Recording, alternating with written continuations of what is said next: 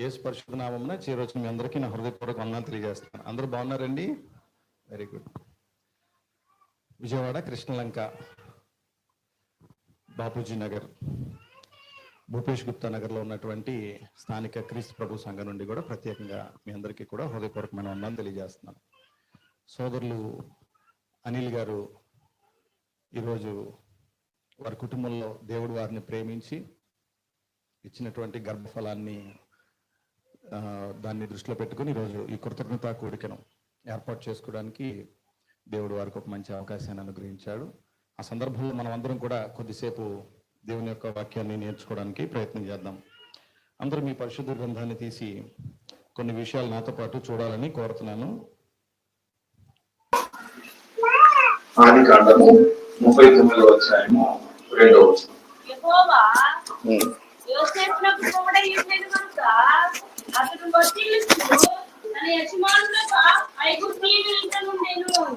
యెహోవా అతనికి తోడై ఉండెననియు అతడు చేసినదంతయు అతని చేతిలో యెహోవా సఫలము చేసిననియు అతని యజమానులు చూచినప్పుడు. యోసేపు గురించి చెప్పబడినటువంటి మాటలు ఇక్కడ మనం చూస్తున్నాం. ఆదికాండం 39వ అధ్యాయం 2వ వచనంలో ఇలా రాసింది, యెహోవా యోసేపునకు తోడై ఉండెను గనుక అతడు వర్ధిల్లుచున్నాడు. సాధారణంగా చిన్నపిల్లలకు సంబంధించినటువంటి కార్యక్రమంలో సమయం గురించినటువంటి కొన్ని చెప్పబడినటువంటి కొన్ని మాటలు, యేసు ప్రభువుని గురించి ఆయన బాల్యంలో ఉన్నప్పుడు చెప్పబడినటువంటి కొన్ని మాటలు తరచుగా మనం వింటూ ఉంటాం. మనుషుల దయలోను దేవుని దయలోను పిల్లలు వర్ధిల్లుతున్నారు అనేటువంటి విషయం మనం తరచుగా ఉంటాం. ఈరోజు ముఖ్యంగా మనం ఏం నేర్చుకుంటామనంటే, పిల్లలు దేవుని దయలో వర్ధిల్లాలంటే ఏం చేయాలనేటువంటి దాని గురించి నేర్చుకున్నాం. యోసేపునకు దేవుడు తోడై ఉన్నాడు కాబట్టి యోసేపు దినదినము వర్ధిల్లుతున్నాడు అనేటువంటి విషయం మనం అక్కడ చూస్తున్నాం. 39వ అధ్యాయం 2వ వచనంలో ఆ విషయం చూస్తాం. యెహోవా యోసేపునకు తోడై ఉన్నాడు గనుక అతడు వర్ధిల్లుచు తన యజమానుడకు ఆ ఐగుప్తు ఇంట ఉన్నాడు అని. మన పిల్లలు దేవుని దయలో వర్ధిల్లాలి అంటే మొదటిగా మనకు కావాల్సింది దేవుని యొక్క తోడు కావాలి. ఓకే అండి, మన పిల్లలు దేవుని దయలో వర్ధిల్లాలి అంటే దేవుని యొక్క తోడు మన పిల్లలకి ఉండాలి. ఆయన తోడు మనకి ఉండాలి. యెహోవా యోసేపునకు తోడై ఉన్నాడు కాబట్టి ఆయన వర్ధిల్లాడు. మనం కూడా వర్ధిల్లాలంటే దేవుడు మనకు తోడుగా ఉండాలి. మన పిల్లలు కూడా వర్ధిల్లాలి అంటే మన పిల్లలకు కూడా చెప్పండి, దేవుడు తోడై ఉండాలి. దేవుడు తోడై ఉంటే మనము మన పిల్లలు వర్ధిల్లుతారు అనేటువంటి విషయం ఈ వచనాలు మనం చూస్తున్నాం. సామెతల గ్రంథం 21వ అధ్యాయం 6వ వచనంలో మనం ఎప్పుడు చదువుకుంటామో, దేవుని యొక్క మాటలను మనం బాల్యం నుండే పిల్లలకు నేర్పించాలి. బాలుడు నడవవలసినటువంటి త్రోవను ఎప్పటి నుంచి నేర్పించాలి? వాళ్ళకి బాల్యంలో ఉన్నప్పటి నుంచే వాళ్ళకి నేర్పించాలి. వాడు పెద్దవాడైన తర్వాత దాంట్లోంచి తొలగిపోదు అనేటువంటి విషయాలు మనం చూస్తాం. మనం పిల్లలకి నేర్పించాల్సినటువంటి రైట్ టైం ఏంటి అంటే, మన పిల్లలకి నేర్పించేటువంటి సరైనటువంటి సమయం, సరైనటువంటి వయసు ఏంటి అంటే, బాల్య దశలో చక్కగా వాళ్ళకి నేర్పిస్తే వాళ్ళు పెద్దవాళ్ళు అయిన తర్వాత తొలగిపోకుండా దానికి అవకాశం ఉంటుంది. పెద్దవాళ్ళు ఒక సామెత చెప్తారు కదా, ఏమనంటే మొక్కై వంగనది మానై వంగదు. కాబట్టి ఎప్పుడైనా మనం చిన్నతనంలో ఏదైనా ఒకటి నేర్పించామంటే పెద్ద అయిన తర్వాత వాళ్ళు చక్కగా దాంట్లో నడవడానికి అవకాశం ఉంటుంది. సామెతల గ్రంథంలో అదే విషయం మనం చూస్తాము. బాలుడు నడవలసినటువంటి త్రోవను వానికి నేర్పించండి అని చూస్తాము. కొత్త నిబంధనలో కూడా ఎఫెసీయులకు రాసిన పత్రిక 6వ అధ్యాయంలో కూడా మనం అదే విషయం చూస్తాము. ప్రభు యొక్క శిక్షలోను ప్రభు యొక్క బోధలోను మనం మన పిల్లలను పెంచాలి అనేటువంటి విషయం. ఒక ఆజ్ఞాపూర్వకంగా నేర్చుకుంటున్నటువంటి విషయం ఏంటంటే, చిన్నతనం నుండి మనం మన పిల్లలను ప్రభు యొక్క బోధలు పెంచాలి, ప్రభు యొక్క శిక్షలు పెంచాలి.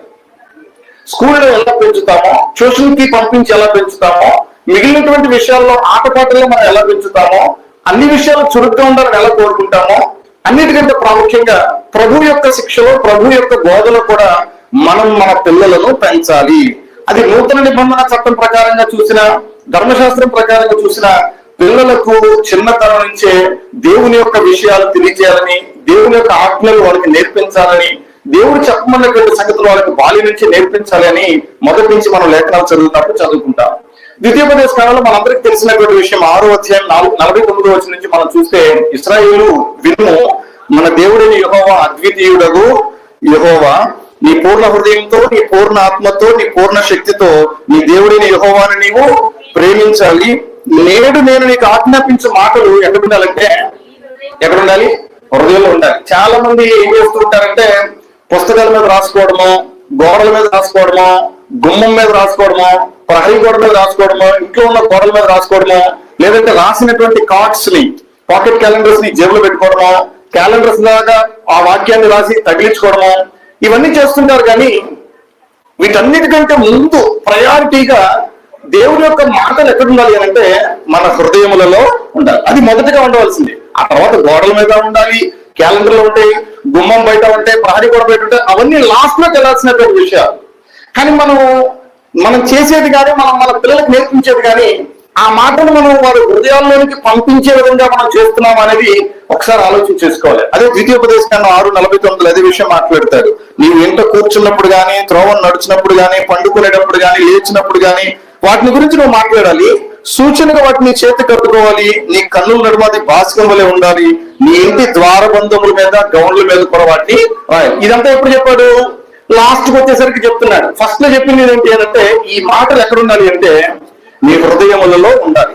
ఎప్పుడైతే ఈ మాటలు నీ హృదయంలో ఉంటాయో నువ్వు నోరు తెరిచిన ప్రతిసారి, అది నడిచేటప్పుడు కావచ్చు, పండుకునేటప్పుడు కావచ్చు, అది నువ్వు ఏ పని చేసుకుంటున్నప్పటికీ కూడా నీవు నోరు తెరిచి నీ పిల్లలకు వాటిని నేర్పించగలుగుతావు.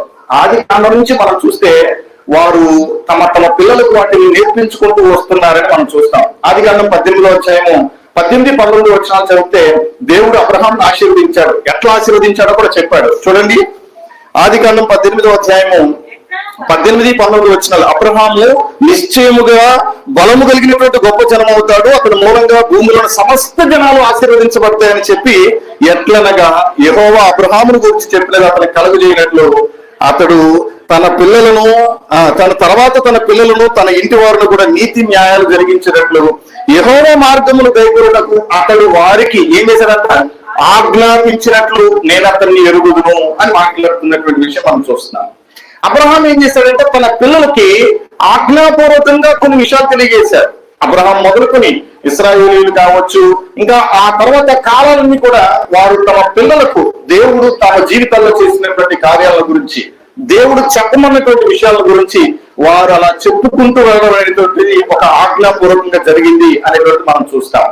దేవుడు అబ్రహామును చూసినప్పుడు అబ్రహాములో నచ్చినటువంటి ఒక గొప్ప విశేషం ఏంటి అంటే తను మాత్రమే కాదు, తన తర్వాత తన పిల్లలను, ఆ తర్వాత ఉన్నటువంటి వాళ్ళందరూ కూడా నీతి న్యాయములు జరిగించినట్లు దేవుని మార్గములను గురించి వాళ్ళ పిల్లలకి బాగా నేర్పించాడు అబ్రహాం.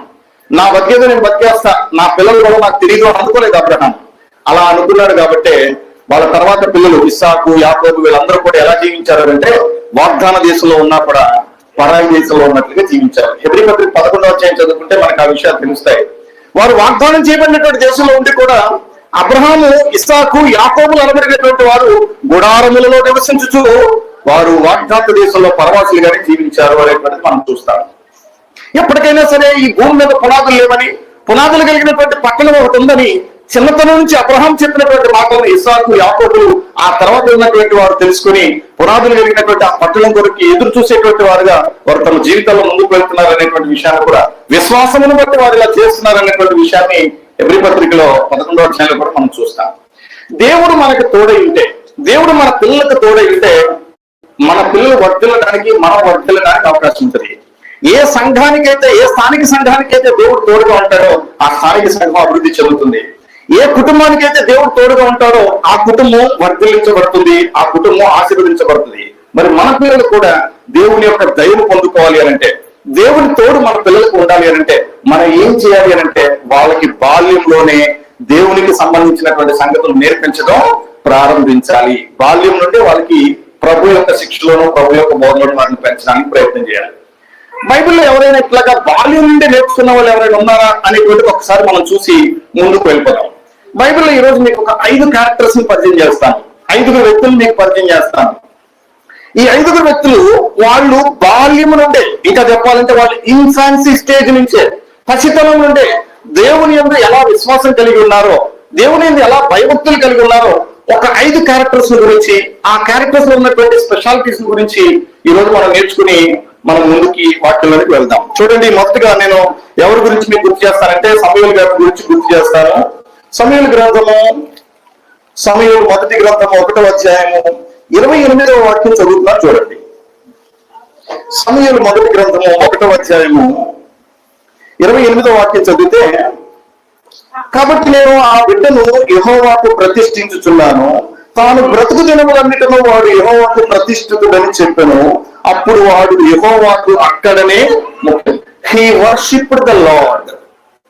ఇంగ్లీష్ లో మనం చూస్తాం ఆయన వర్షిప్డ్ ద లార్డ్ అనేటువంటి మాట చూస్తాం. ఆయన అక్కడే మొక్కాడంట. ఆయన వయసు ఎంత ఉంటుంది అనుకుంటున్నారు మీరు? పాలు విడిచిన తర్వాత ఉన్నటువంటి వయసు చాలా చిన్నతనం, చాలా పసితనంలో ఉన్నాడు ఆయన. ఆ వయసులోనే, చిన్నతనంలోనే, బాల్యంలోనే ఆయన దేవుని సముఖంలో జీవించేటువంటి వాడుగా ఉన్నాడు. ఇంకా చూడండి దేవుని యొక్క కృపను ఎలా పొందుకున్నాడో. 2వ అధ్యాయము 26వ వచనం చదువుకున్నా చూడండి. సమూయేలు మొదటి గ్రంథం 2వ అధ్యాయం 26వ వచనం. బాలుడకు సమూయేలు ఇంకనూ ఎదుగుచు యెహోవా దయయందును మనుషుల దయయందును వర్ధిల్లుచున్నాడు. ఎందుకు వర్ధిల్లుచున్నాడు? దేవుని దయలో, మనుషుల దయలో వర్ధిల్లడానికి గల కారణం ఏంటో 3వ అధ్యాయం 1వ వచనం మనం చదువుకుంటే మనకు అక్కడ అర్థమవుతుంది. బాలుడైన సమూయేలు ఏలీ ఎదుట ఎవరికి పరిచయం చేస్తున్నాడు? ఇప్పుడు సమూయేలు అనగానే మీకు ఈ మాట గుర్తు కావాలి. సమూయేలు అనగానే బాల్యంలో ఏం చేస్తున్నాడు? ఈయన యెహోవాకు పరిచయం చేస్తున్నాడు. He is ministering to the Lord. దేవునికి పరిచయం చేస్తున్నాడు. ఎవరి ఎదుట, ఎవరి సమక్షంలో అంటే దైవజనుడైనటువంటి ఏలీ సమక్షంలో. పరిచయం చేసేది ఎవరికేనంటే దేవునికి పరిచయం చేస్తున్నాడు. ఏ వయసులో?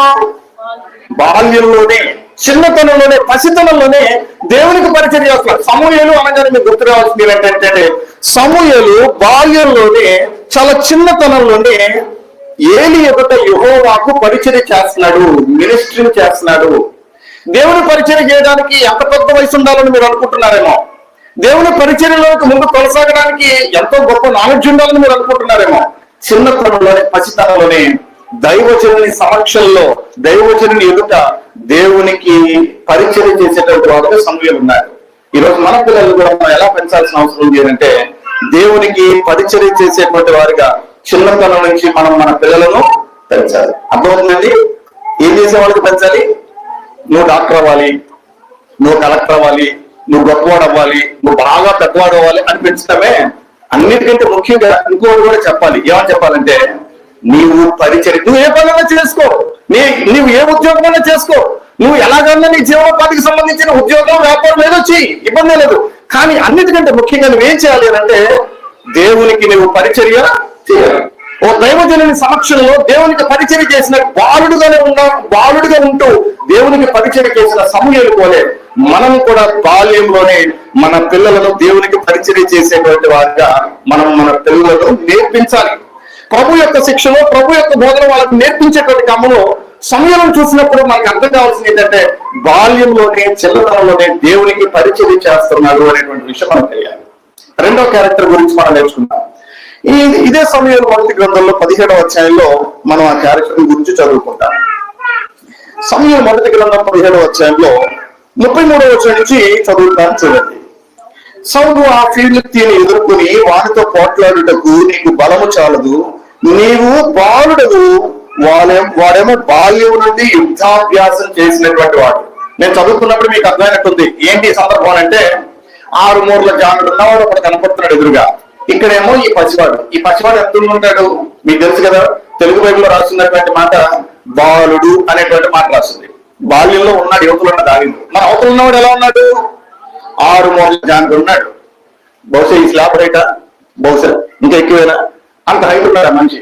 చూడంగానే భయం వేస్తుంది. ఏమంటే నేను ఒక ప్రశ్న అడుగుతాను. ఎంత చక్కగా పహిల్వాన్ లాగా ఒక పోలీస్ ఆఫీసర్ వచ్చాడనుకోండి, మరి చేతులు ఆయుధాలు కూడా పట్టుకుని వచ్చాడనుకోండి, ఎదురుకు నుంచున్నాడు అనుకోండి, నాకు అసలు భయం వేయదు అన్నవాళ్ళు ఎవరు ఉంటారా? ముఖ్యంగా చిన్నపిల్లల్లో నాకు అసలు భయం వేయలేదు అన్నవాళ్ళు ఎవరు ఉంటారా? దావీదు ఎలా ఉన్నాడు అని అంటే యుద్ధంలో ఆరితేరినటువంటి తన అన్నలు కావచ్చు, సైనికులు కావచ్చు, వాళ్ళే భయపడిపోయి, ఒక రకంగా చెప్పాలంటే రాజుగారికి కూడా కొంచెం భయం వేసే పక్కన కూర్చున్న పరిస్థితిలో దావీదు వెళ్ళి నుంచొని ఆ గొలియాతు వైపు చూస్తూ అంటున్న మాట ఏంటో తెలుసా?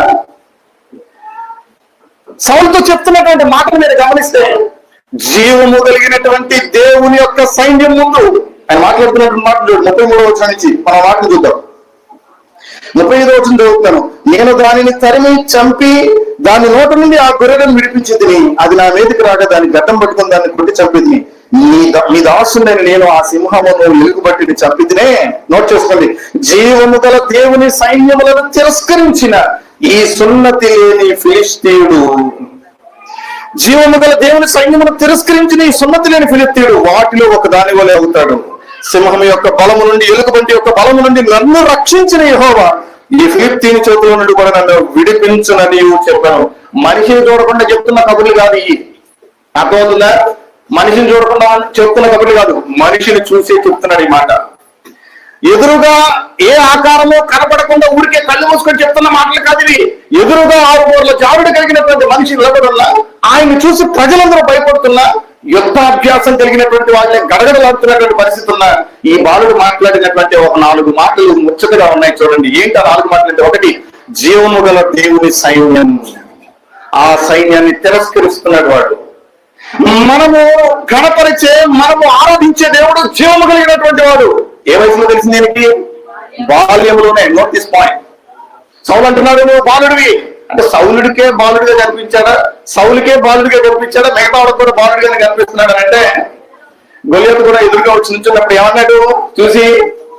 గొలియాతు ఏమన్నాడు దావీదుని చూసి? ఒకసారి చూడండి ఆ మాట. ఎన్నో వచనం? 42వ వచనం చదువుకున్నాం. చుట్టూ పారదూచి దావీదును కనుగొని అతడు బాలుడై ఎర్రని వాడు రూపసేయుడు చూచి అతన్ని తృణీకరించాడు. ఈ గొలియాతు అంట దావీదును చూడగానే రా కమాన్ యుద్ధం చేద్దాం అని అనలేకపోయాడంట. ఎందుకని? వాడు చూస్తే పిల్లడు, నా స్థాయికి అసలు వీటితో, ఈ చిన్న పిల్లడు వీటితో ఎందుకు అని చెప్పేసి వదిలేద్దాం అని అనుకున్నటువంటి వాడు, తృణీకరించినటువంటి వాడు. ఆయన ఇశ్రాయేలును తృణీకరిస్తున్నాడు, జీవము గల దేవుని సైన్యాన్ని తృణీకరిస్తున్నాడు. అట్ ద సేమ్ టైం బాలుడిగా ఉన్నాడు కదా అని తృణీకరిస్తున్నాడు. అంటే కంట్లో ఆనలేదు అసలు. అంత చిన్నవాడు. గొలియాతు చూసినా అలాగే ఉన్నాడు, సౌలు చూసినా అలాగే ఉన్నాడు, బాల్యంలోనే ఉన్నాడు. కానీ ఈయనకున్న అవగాహన ఎంత గొప్పగా చూడండి. బాల్యంలోనే ఒకటి, జీవము గల దేవుని సైన్యం. ఈ సైన్యం ఆరాధిస్తున్నటువంటి వారు, ఇశ్రాయేలును కాచి కాపాడేటువంటి వాడు జీవము కలిగినటువంటి వాడు అని బాల్యంలోనే తెలుసు దావీదుకి. నెంబర్ 1. నెంబర్ 2, అవతల ఉన్నటువంటి వాడేమో సున్నతి లేనివాడు, మనమేమో సున్నతి కలిగిన వాడు. చూడండి ఆ ప్రత్యేకత, చూడండి ఆ డిఫరెన్స్ చూడండి. మన ముందు ఉన్నటువంటి శత్రువు, వాడికున్న బలం వాడి కండ కావరాలైతే, వాడికున్న బలహీనత ఏంటో తెలుసా? వాడికి సున్నతి లేదు. మనము సన్నగానే ఉండొచ్చు, మనము వాడంత బలంగా లేకపోయి ఉండొచ్చు, కానీ మనకున్న బలం ఏంటో తెలుసా? మనకు సున్నతి ఉంది. సున్నతి లేని ఫిలిష్తీయుడు సున్నతి కలిగినటువంటి వాళ్ళతో యుద్ధం చేస్తారా? మనుషుల మధ్య ఆ తేడా ఏదైతే ఉందో, దేవుడు మనుషుల్లో చూసేటువంటి ఆ తేడా ఏదైతే ఉందో, దేవుని ప్రజగా ఉండడానికి సున్నతి అనేటువంటి ఒక విశేషమైనటువంటి కార్యక్రమం ఏదైతే ఉందో, దానిని బాల్యంలోనే ఎరిగినటువంటి వాడు. ఒకటి, ఆయన జీవము కలిగినటువంటి దేవుడిని. రెండవది, సున్నతి పొందటం, సున్నతి లేనిటువంటి వాడు అనేటువంటి తారతమ్యాల గురించి కూడా ముందుగానే అవగాహన కలిగినటువంటి వాడు. సున్నతి కలిగిన వారి పక్షాన దేవుడు ఎలా తోడుగా ఉండాలనేటువంటి విషయాల పట్ల అవగాహన కలిగినటువంటి వాడు. శత్రువు ఎంత బలంగా కనపడినా, అవతలమైనటువంటి వాడు కొడవ సింహంగా వస్తున్నా, అవతలమైనటువంటి వాడు చీల్చేవాడికి వస్తున్నా కూడా వారికి సున్నతి లేదు కాబట్టి వాడు మనం నేను చేయలేడు అనేటువంటి ఆ గొప్ప ధైర్యం.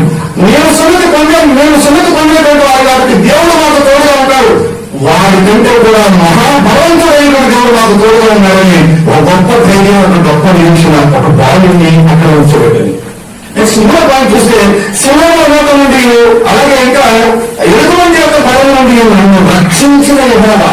ఈ రోజు వరకు నేను భూమి మీద బ్రతుకున్నానంటే నన్ను రక్షించినటువంటి ఆ దేవుడు ఉన్నాడు. ఆ దేవుడికి ఎంత బలమో తెలుసా? సింహం యొక్క పంజ బలం కంటే, ఎలుగుబంటి యొక్క బలం కంటే బలం కలిగినటువంటి వాడు దేవుడు. ఆ దేవుడు నాకు తోడై ఉన్నాడు. సింహంలో బలం నుండి, సింహం యొక్క నోట నుండి, ఎలుగుబంటి యొక్క బలం నుండి నన్ను రక్షించాలని ఆ దేవుడు మాట్లాడుతున్నాడు. బాల్యంలోనే 2 నిమిషాల పట్ల అవగాహన కలిగి ఉన్నాడు. 4వ పాయింట్ ఏంటంటే, ఆ సందర్భంలో మనం నేర్చుకోవాల్సింది, ఈ రోజు ఈ ఫిలిష్తీయులను కూడా ఓడించడానికి దేవుడు నాకు తోడుగా ఉన్నాడనే ధైర్యం. 4 పాయింట్లు మనకు చదువు. ఒకటి, జీవము కలిగినటువంటి దేవుని సైన్యం అనే మాట. రెండవది, అవతలమైనటువంటి వాడు, ఆపోజిట్ గా ఉన్నటువంటి వాడు సున్నతి లేనివాడు, నేను సున్నతి కలిగిన వాడు అనేటువంటి ఆ అతిశయం లేదా ఆ ప్రత్యేకత. మూడవది, సింహాల యొక్క నోట నుండి, బలం నుండి, ఎలుక వంటి యొక్క బలము నుండి కూడా నన్ను రక్షించిన వాడు నా దేవుడు అనేటువంటి ఒక గొప్ప విశ్వాసం. నాలోని ఈ ఫిలిప్పీల చేతుల నుండి కూడాను నన్ను విడిపించును. ఆ దేవుడు నన్ను విడిపిస్తాడు. విమోచకుడు ఆయనే, విమోచకుడు ఆయనే, నన్ను విడిపించేటువంటి వాడు ఆయనే, నన్ను బలపరిచేటువంటి వాడు ఆయనే అనేటువంటి ఒక గొప్ప విశ్వాసం. ఈ 4 పాయింట్లు బాల్యంలో ఉన్న దాని నుండి మనకు అర్థం కావాలి. ఇప్పుడు 2 క్యారెక్టర్స్ మనం చూసాం. మొదటి క్యారెక్టర్ సమయం నుంచి, సమయంలో అనగా దేవుని బాల్యంలోని దేవునికి పరిచయం చేస్తున్నాడు దైవజనుని సమక్షంలో. Under the guidance of a preacher is ministering to the lord. మనం కూడా మన పిల్లలను దైవజనుని సమక్షంలో దేవునికి పరిచయం చేసేటువంటి వారు నడిపించాలి మన పిల్లలు. అది నమ్మచ్చు.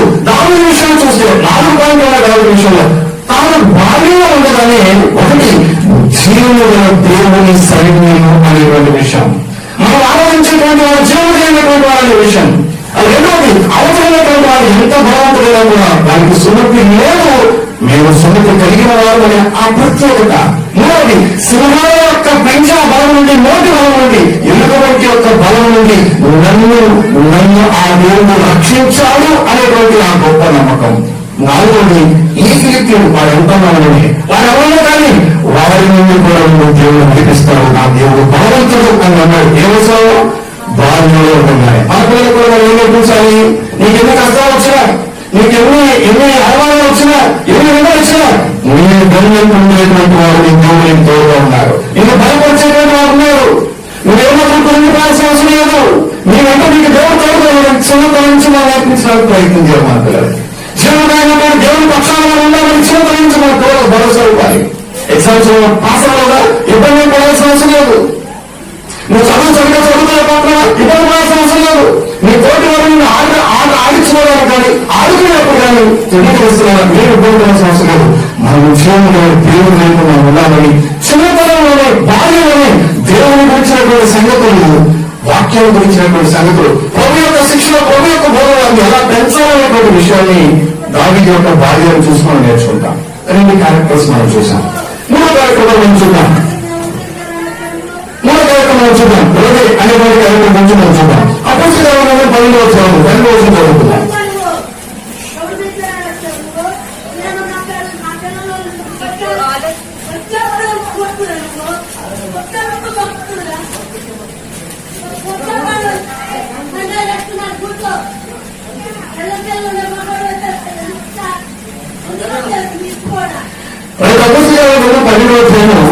నుంచి మనం 15 వచనాలు చదువుకుంటే అక్కడ హృదయం అనేటువంటి ఒక చిన్న దాని గురించి మనం నేర్చుకుంటాం. చూడండి, ఇంట్లో ఆలోచించుకోండి. అక్కడ మారుకోవడం లోపలికి వరి ఎందుకు వచ్చింది. అక్కడ అనేకులు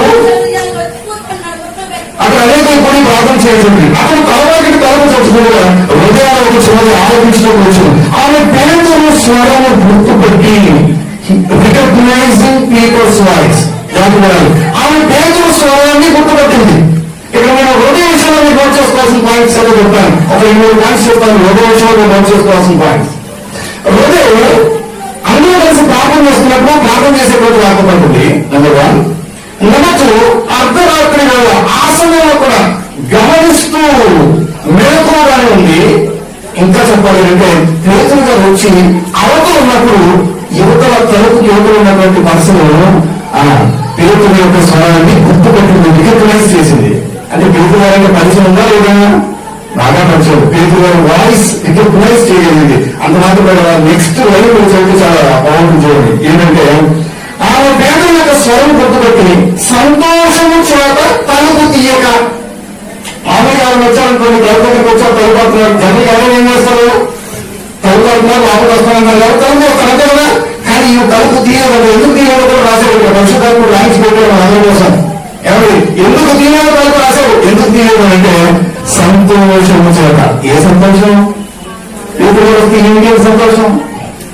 నెంబర్ 1, పేతురు గారు వాయిస్ వినగానే ఆ వాయిస్ గుర్తుపట్టింది. నెంబర్ 2, ఆ వాయిస్ వినగానే ఆమె పరవశించిపోయింది. ఆమె సంతోషం, ఆనందం. అసలు ఈ ఆనందంలో పరవలు తగ్గుతుంది. ఈ ఆనందంలో పరిగెట్టుకుంటూ ఆమెకు తలుపు తీయట. అందుకే బైబిల్ రాసిన మాట ఏంటంటే సంతోషము చేత తలుపు తీయక తలుపు ఎందుకు తీయమంటే తాళలేక లేకపోతే గడికేయకుంటే కానీ సంతోషము చేత తలుపు తీయాలన్నా తీయకుండా లోపలికి పరిగెత్తుకుంటూ వెళ్ళి అందరితో చెప్తున్నాడు. ఎలా చెప్తున్నాడంటే పేతురు వచ్చారు, రండి పేతురు వచ్చారు. చిన్న వయసులోనే దైవజనుల యొక్క వాయిస్ని రికగ్నైజ్ చేయడం కానీ, చిన్న వయసులో పేతురు యొక్క స్వామి గుర్తుపట్టే విషయం, చిన్న వయసులోనే దైవజనుడు వచ్చినప్పుడు దైవజనుని బట్టి సంతోషించడం. దైవజనుడు వచ్చాడంటే దేనికి వస్తారు? దేవుని మాటలు తెలియజేయడానికి వస్తారు. దేవుని మాట్లాడడానికి పాలన తొక్కుతున్నటువంటి సందర్భం, దైవజనుడు చూసినప్పుడు ఆనందంతో గంతులు వేస్తున్నటువంటి సందర్భం ఉన్నాయి. రోజు మన పిల్లల జీవితాల్లో సేవకులు మన ఇంటికి రాగానే ఫస్ట్ తలుపు తీసుకొని బయటికి పారిపోయారు. అమ్మ మీరు వెళ్ళినప్పుడు పారిపోయారా? అమ్మ ఫస్ట్గా వచ్చారు వెళ్ళిపోవాలంటే. కానీ ఆ చిన్న కాదు, ఆ చిన్నది ఏం చేస్తున్నారంటే పేదల స్వరాన్ని గుర్తుపట్టడం, చిన్నతనంలోనే రికగ్నైజ్ చేస్తుంది దేవుని యొక్క స్వరాన్ని నమ్మచ్చు, సంతోషపడుతుంది. ఆ సంతోషాన్ని వ్యక్తం చేస్తుంది. తలుపు తీయకుండా లోపలికి పరిగెట్టుకునేవాడిని దైవజనుడు వచ్చారంటే అంత సంతోషం, దైవజనుడు చెప్పే మాట అంటే అంత సంతోషం. దైవజనుడితో ప్రార్థన చేసేటువంటి సమూహంలో కలిసినటువంటి స్త్రీ, కలిసినటువంటి చిన్న బాలిక, చిన్నది. మనం మన పిల్లల్ని ఆడపిల్లలైనా మగపిల్లలైనా కూడా మనం ప్రభు యొక్క శిక్షలో ప్రభు యొక్క బోధన వారిని పెంచాలి. దైవజనుడు యొక్క స్వామి వినేటువంటి వారుగా, దైవజనుడు చెప్పే నోటి మాటలను ఆ దేవుని మాటలు వినేటువంటి వారుగా, ఆ వినేటువంటి ఆ సంగతులను దేవుని యొక్క సంగతులను వారు నేర్చుకునేటువంటి వారుగా ఉండాలి. ఎవరు ప్రభు యొక్క శిక్షలో ప్రభు యొక్క బోధన పెంచాలి అంటే ఒకటి తల్లిదండ్రులు చెప్పాలి దేవుని యొక్క వాక్యాన్ని, నెక్స్ట్ ఎవరు చెప్పాలి? దేవుడు చెప్పాలి. కాబట్టి ఎవరు వాయిస్ రికగ్నైజ్ చేయాలి కదా, దైవజనుడి వాయిస్ కూడా రికగ్నైజ్ చేయాలి, గుర్తుపట్టాలి. అలాగే దైవజనుడి మాట వినపడినప్పుడు కూడా ఆనందంతో సంతోషంగా గంతులు వేసేటువంటి పరిస్థితి ఉండదు. అంటే చిన్నతనం నుంచి తన యొక్క జీవితం ఎలా ముందుకు వెళ్తుందో మనం అర్థం చేసుకోవాలి. హృదయ జీవితాన్ని మనం చూసినప్పుడు ఆమె దైవజనుడి స్వరాన్ని గుర్తుపట్టడం మాత్రమే కాదు, సంతోషము, దైవజనుడి యొక్క రాక సంతోషము, దైవజనుడి యొక్క మాట సంతోషము, దైవజనుడు తమ జీవితంలోకి తన దగ్గరకు వస్తున్నారంటే ఆనందంతో పనిచేసేటువంటి పరిస్థితి, ఆనందంతో ఆ విషయాన్ని అందరికీ చెప్పేటువంటి పరిస్థితి ఉంది. అంటే ఆమె జీవితం నుంచి మనం ఏం నేర్చుకోవాలో మనం ఆలోచించాలి. 3 క్యారెక్టర్స్ గురించి మనం చూసాం. 4వ క్యారెక్టర్ గురించి కూడా చూసి మనం ముందుకు వెళ్ళిపోవడం. తిమోతి గారికి రాసినటువంటి మొదటి పత్రిక, అక్షరం 2వ పత్రిక చదువుతున్నాం. తిమోతి గారికి రాసినటువంటి 2వ పత్రిక 3వ అధ్యాయం 14-15 వాక్యాలు మనం చదువుతున్నాం. తిమోతి గారికి రాసినటువంటి 2వ పత్రిక 3వ అధ్యాయం 14-15 వాక్యాలు చదువుతున్నాం.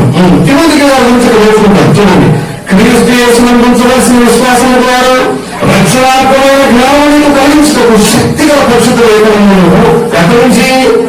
బాల్యం నుండి మీరు ఎదురు. ఎవరు తెలుగు బైబిల్లో బాల్యం ఉంది కానీ ఇంగ్లీష్ బైబిల్లో కొన్ని వెర్షన్స్ లో చైల్డ్ హుడ్ అని, కొన్ని వెర్షన్స్ లో బేబీ హుడ్ అని, కొన్ని వెర్షన్స్ లో ఇన్ఫాన్సీ రాసింది. అంటే బాగా పసితనం, బేబీ హుడ్, ఇన్ఫాన్సీ, బాగా పసితనం నుంచి మీరు దేని గురించి అంటే పరిశుద్ధ లేఖనంలో నువ్వు బాల్యం నుండి ఎదురు, నీ పసితనం ఉండేది ఎదురు.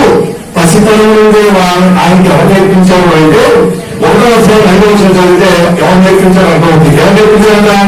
ఆ విశ్వాసం మొదటి అనుభవం నీ పల్లెలు వివేకంలో వసించను, అది నీయందు సహా వసించుకోవాలని నేను గుడిగా నమ్ముతున్నాను. అంటే ఇప్పుడు ఈ విశ్వాసం ఒకరి తర్వాత ఒకరికి ఎలా వస్తుందో చెప్పారు. కుటుంబంలోని తల్లిదండ్రులు ఉండేటువంటి వాళ్ళు, కుటుంబంలోని పెద్దవాళ్ళు ఉండేటువంటి వాళ్ళు, వాళ్ళ పిల్లలకి ఏం చేయాలి? ప్రభు యొక్క శిక్షణ, ప్రభు యొక్క బోధనాన్ని తెలుసారు. తిమోతికి ఎప్పటి నుంచి తెలుసు దేవుని యొక్క వాక్యం అంటే? ఎప్పటి నుంచి తెలుసు పరిశుద్ధ లేఖనాలు అంటే? తన ఇన్ఫ్లుయెన్స్ స్టేజ్ నుంచే తెలుసాక, తన బేబీహుడ్ నుంచే తెలుసాక తనకి. ఒకటి మాట చదువు 3:14-15 క్రీస్తు యేసునందు ఉంచవలసిన విశ్వాసం ద్వారా రక్షణార్థమైన జ్ఞానము నీకు కలిగించుటకు శక్తిగల పరిశుద్ధ లేఖనములను నీవు బాల్యము నుండి నిలగదు, పసితనం నుండి నిలగదు. ఎవరు చెప్పాలి నీ పసితనం నుంచి అంటే? ఇంట్లో ఉన్న తల్లి చెప్పాలి, ఇంట్లో ఉన్న తండ్రి చెప్పాలి. ఎలా చెప్పాలంటే పసితనం అంటే నీవు పండుకున్నప్పుడు, నువ్వు లేచినప్పుడు, నువ్వు తాను నడిచినప్పుడు నీ హృదయం నింపబడిన దాన్ని బట్టి, నీ హృదయంలో దేవుని మాటలు నింపుకున్న దాన్ని బట్టి నీ పిల్లల హృదయాల్లోకి అది ట్రాన్స్ఫర్ చేసేటట్టుగా ఉండాలి. నీ బ్యాంక్ అకౌంట్ లోని బ్యాలెన్స్ ట్రాన్స్ఫర్ చేయడం కాదు, నీకున్నటువంటి ఆధ్యాత్మిక సంబంధమైన విషయాలు, విశ్వాస సంబంధమైనటువంటి జీవితాన్ని కూడా, నీ నిరీక్షణను కూడా నీ పిల్లలకు ట్రాన్స్ఫర్ చేసేటువంటి వారుగా ఉండాలి. నీ విశ్వాసాన్ని గురించి పిల్లలకు చెప్పి వారిలో ఉన్న విశ్వాసాన్ని రేకెత్తించేటువంటి వారుగా ఉండాలి, పురుషులతో వారుగా ఉండాలి. ఎన్నిక విషయంలోనూ తల్లి విషయంలోనూ అపోహ విషయంలోనూ ఆ విశ్వాసం ఉన్నది అనేటువంటి విషయాన్ని మనం ఒకటో అధ్యాయం 9వ చదువుకున్నట్టుగా చదువుకుంటాం. బాల్యంలోనే ఎక్కువ మాటలు నేర్చుకున్నాడు, పరిశుద్ధ లేఖనాల గురించి ప్రస్తుతంలో నేర్చుకున్నాడు. కాబట్టి ఇప్పుడు యవ్వన ప్రాయం వచ్చేసరికి ఏమయ్యాడు అంటే గొప్ప దైవజనుడు అయ్యాడు. పౌరులతో పాటు కలిసి తోట దైవజనుడుగా ఉండడానికి యవ్వన ప్రాయంలోనే తోట దైవజనుడుగా ఉండిపోయినటువంటి పరిస్థితి చూస్తాం. అదే తిమోతికి రాసిన మొదటి పత్రిక 4వ అధ్యాయం 10వ వచనంలో అయితే పౌరులు రాష్ట్రీయ మాట చెప్పాలి. 4వ అధ్యాయం 10వ వచనంలో నీ యవ్వనమును బట్టి అని అంటారు. అంటే ఇప్పుడు ఆ దైవజనుడు ఏ వయసులో ఉన్నారు అంటే యవ్వన ప్రాయంలో ఉంటూ కూడా చెప్పండి దైవజనుడికి చాలా సహకారుగా ఉన్నాడు, తోటి దైవజనుడుగా ఉన్నాడు. అంటే తన బాల్యం నుండే, తను ఇన్ఫాన్సీ స్టేజ్ నుంచే, తను చిన్నతనం నుండే, పసితనం నుండే దేవుని యొక్క మాటల పట్ల, పరిశుద్ధ లేఖనాల పట్ల, రక్షణను కలిగించే శక్తి కలిగినటువంటి ఆ లేఖనాల పట్ల అవగాహన కలిగిన వాడిగా ఎదిగినటువంటి వాడు ఉన్నారు. కాబట్టి వారు పెద్దవాళ్ళ వాటి మధ్య నుంచి తొలగిపోలేదు. గొప్ప దైవజనుడు అయ్యాడు, గొప్ప దైవజనుడు అయ్యాడు. అందుకే దైవజనుడైన పౌలు, దైవజనుడైన తిమోతి ఏమనిపిస్తామంటే దైవజనుడా ప్రతి సేవకులను పిలిచేటువంటి గొప్ప ఆధిక్యతలో ఆ వ్యక్తులు చిన్నతనం నుంచి వారి ఇంట్లో ఉన్నటువంటి వారు తిమోతికి నేర్పించినటువంటి విధానాన్ని మనం చూస్తాం. ఇప్పుడు ఎన్ని క్యారెక్టర్స్ చూసాము? 4 క్యారెక్టర్స్ చూసాం. 5వ క్యారెక్టర్ గురించి కూడా చదువుకుని మనం ముగించుకుంటాం. పౌరుల గురించి మనం నేర్చుకున్నాం. అపోస్తలుల కార్యాలు 20వ అధ్యాయము 3వ వచనం చదువుకున్నాం. చూడండి, అపోస్తలుల కార్యాలు 20వ అధ్యాయము 3వ వచనం చదువుకున్నాం. నేను కేనియాలోని కాసులో పుట్టినటువంటి యువకుడిని. అయితే ఆ పట్టణంలో ఎవరి పేరు గమనియుడు అనేటువంటి వ్యక్తి పాదములకు పెరిగి మన పితరుల ధర్మశాస్త్ర సంబంధంలో నిష్ఠయందు శిక్షితుడమై మీరందరూ నేను ప్రకారం దేవుని గురించి ఆసక్తి కలిగినటువంటి చిన్నతనం నుండి ఆసక్తి కలిగినటువంటి వాడు ఉన్నాడు. చిన్నతనం నుంచి ఎక్కడ పెరిగాడు అంటే గమనియుడు పాదాల దగ్గర పెరిగాడు. ధర్మశాస్త్రానికి సంబంధించి చిన్నతనం నుంచి బాగా నేర్చుకున్నాడు. ఎలా నేర్చుకున్నారు? ఇంకో మాటగా చదువుకున్నాను. అపోస్తలుల కార్యాలు 20వ అధ్యాయము 4వ వచనం చదివితే ఆయన ఒక గొప్ప ఛాలెంజ్ చేస్తున్నాడు అక్కడ. చూడండి ఒకసారి. అపోస్తలుల కార్యాలు 20వ అధ్యాయం 4వ వచనంలో మొదటి నుండి యెరూషలేములో నా జనము మధ్యను, ఎక్కడి నుంచి అంటే బాల్యం నుండి నేను బ్రతికిన బ్రతుకు అలాంటిదో యూదులందరూ కూడా, యూదులందరికీ తెలిసినటువంటి విషయం ఏంటంటే నేను బాల్యం నుండి ఎలా పెరిగానో, ఎలా బ్రతికాను. గమనియుడు పాదాల దగ్గర కూర్చుని నేను ఎలా ధర్మశాస్త్రాన్ని చదువుకున్నాను, నేను ఎలాగో ఆ పాండిత్యాన్ని సంపాదించుకున్నాను. నా చుట్టూ ఉన్నటువంటి వాళ్ళందరూ యూదులందరికీ కూడా బాగా తెలుసు అంటున్నాడు. బాల్యం నుండి లేఖనాల పట్ల అవగాహన కలిగినటువంటి వాళ్ళుగా, బాల్యం నుండి దైవ సందేశాల పట్ల అవగాహన కలిగినటువంటి వాళ్ళు ఉన్నాడు. అందుకే యవ్వన ప్రాయంలోనే దేవుని కొరకు జీవించగలిగినటువంటి వాడు, అనేక స్వార్థ ప్రయాణాలు చేసినటువంటి వాడు. ఇవన్నింటినీ కూడా మనం ఆలోచన చేస్తే చిన్నతనం నుండి బాల్యం నుండి దేవుని భయభక్తులు చూపించినటువంటి వారు, భయభక్తులు కనపరిచినటువంటి వారు. అంతమాత్రమే కాదు, 20 చేయడం ద్వారా దేవుడు వారికి తోడుగా ఉన్నారు. దేవుడు వారికి తోడుగా ఉంటున్నారా వీళ్ళు అనుదినంలో పడుకోలేదు. ఓకే, నేను పాట ముగిస్తున్నాను. ముగించడంలో నేను ఏం చెప్పాలనుకుంటున్నాను అంటే మనము, మన కుటుంబాలు, మన పిల్లలు, మన సంఘాలు వర్ధిల్లాలి అంటే మనకు దేవుని యొక్క కృప తోడుగా ఉండాలి. దేవుడే మనకు తోడుగా ఉండాలి. దేవుడు మనకు తోడుగా లేకపోతే మనం మన జీవితాల్లో వర్ధిల్లలేము. దేవుడు మనకు తోడుగా ఉండాలి అంటే దేవుడు చెప్పినటువంటి పనులు మనం చేయాలి. మనం మన పిల్లలకు ఏం నేర్పించాలో అది నేర్పించాలి. ప్రభు యొక్క శిక్షణ బోధన వారిని పెంచాలి. సమయం విషయంలో మనం చూస్తే బాల్యంలోనే, చిన్నతనంలోనే దైవజనుల సమక్షంలో దేవునికి పరిచయం చేసేటువంటి వారు కనపడుతున్నారు సమయంలో. దావీదు గురించి మనం చూస్తే బాల్యంలోనే ఎదురుగా కనపడుతున్న పెద్ద ఆకారం కనపడినా కూడా, గర్జించే సింహంలో ఎదురుగా ఒక వ్యక్తి ఉంచున్నా కూడా భయపడలేదు. అది అంటున్నాడు, జీవన కలిగినటువంటి దేవుని యొక్క సైన్యం తిరస్కరిస్తున్నాడు. 2 అవసరం వల్ల ఎంత బలంలో కూడా వారి వల్ల బలహీనతలను గుర్తించారు. అప్పటికి సున్నతి లేదని యువత ఉన్నటువంటి వాళ్ళు సున్నతి కలిగినటువంటి వారు. 3 ఎలుగు బంటి యొక్క బాధ నుండి, సింహం యొక్క బాధ నుండి నన్ను నా దేవుడు రక్షించగలిగినటువంటి సముద్రాన్ని బాల్యంలో వెళ్ళారు.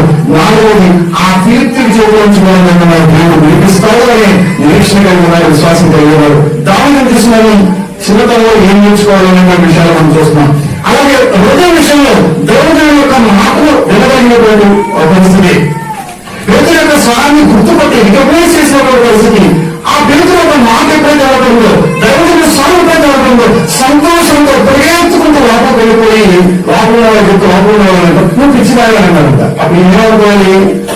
నన్ను పిచ్చిదానంటారా అని కోపడాలి. కానీ ఏమంటే తెలుసా, నేను పిచ్చిదాన్ని కాదు, నేను చెప్పేది నిజమే. దైవజనుడు వచ్చాడు రండి అని దైవజనుడు కలిగినటువంటి వ్యక్తిగా ఆ చిన్నగా ఉంది వెళ్ళి వాళ్ళందరూ తీసుకుని వచ్చింది. వారందరూ కూడా ఆశ్చర్యపోయినటువంటి సంగతి మనం చూస్తాం. దైవజనంలో నుంచి వచ్చే దేవుని మాటలు వినడానికి సంతోషపడినట్టుగా, ఆనందపడినట్టుగా, పరమేశ్వర దేవుని సంఘానికి పవిత్రంతో వచ్చేటట్టుగా మనం మన పిల్లలను నేర్పించాలనేటువంటిది మనం నేర్చుకోవాలి. అలాగే తిమ్మతి విషయంలో మనం చూసిన బాల్యం నుండి ఇన్ఫ్లుయెన్స్ స్టేజ్ నుంచే పసితనం అంటే పరిశుద్ధ లేఖనాలను అడిగినటువంటి వారుగా మనం చూస్తున్నాం. పౌరు జీవితంలో కూడా బాల్యం నుండి గమనించిన పాపల దగ్గర పెరిగి ఎవరి ప్రయాణం చేసిన దేవుని కొరకు ఎలా జీవించగలిగారు, ఎలా గొప్ప పని చేయగలిగేటువంటిది మనం చూస్తాం. మన పిల్లలు కూడా దేవుని యొక్క పరిచయంలో ఉంటున్నాం. దేవుని కోరుకునే కూడా మనం మన పిల్లలు కలిసడానికి ప్రయత్నం చేద్దాం. దేవుడు మాటించినటువంటి పిల్లలు మాట్లాడించినట్టు కాకుండా ఆయనకి నచ్చినట్టుగా మనం ఆ పిల్లలు పెంచడం ద్వారా దేవుని యొక్క కృపకు మనం బాధ్యులవుతాం. దేవుని యొక్క తోడుతో మనం మన కుటుంబాలు మన సంఘాలు వర్తిల్లుతాం. సత్యాన్ని సహకరించినందుకు నా కోరుకుంటామని తెలియజేస్తున్నాం.